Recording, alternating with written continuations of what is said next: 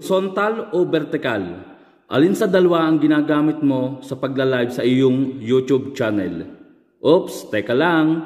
Bago mo sagutin yung tanong ko, ay panoorin mo muna ang palabas na ito at baka pagkatapos mong mapanood ito ay iwan mo si luma at magpalit ka ng bago. Bago ang lahat ay luma yung iba. Shoutout po muna ng bonggang-bongga sa walang sawang sumusuporta ng aking channel. Maraming salamat. Sa aking mga members, mga super chatter, shoutout po ng bonggang-bongga.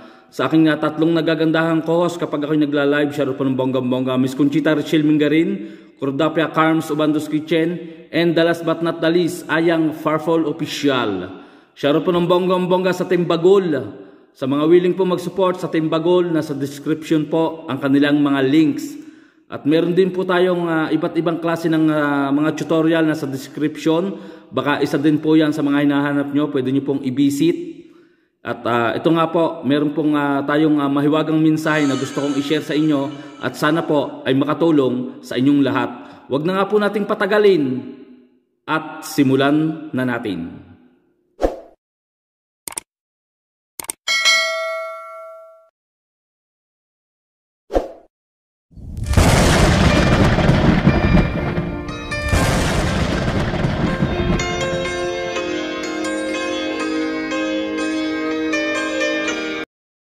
At ito na nga po ang mahiwagang mensahe na gusto kong i-share sa inyong lahat. New vertical live streaming. Try it and you can reach new viewers as this is now discoverable in the short. May possibility po na ma-browse ang inyong live kapag kayo po ay gumagamit ng vertical live streaming. At ito po ang kanyang nilalaman. Babasahin ko din po sa inyo ang kanyang niloloob. Vertical live streams. When your live stream is vertical, more tall than wide, viewers on mobile will now enter a full screen viewing experience when watching it. This experience includes a scrollable live stream feed where viewers have access to fan-funding features like super chat, super stickers, and channel memberships.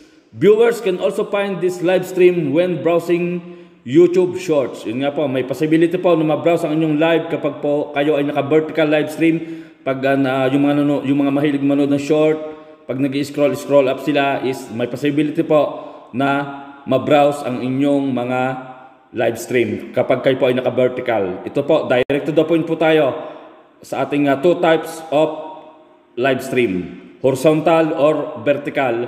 Picture. Horizontal live stream, vertical live feed. Discoverable in the short speed, ang horizontal is no, vertical is yes. Scrollable for more live stream, horizontal is no, vertical is yes. Clickable links in chat and channel description, horizontal is yes, vertical is no.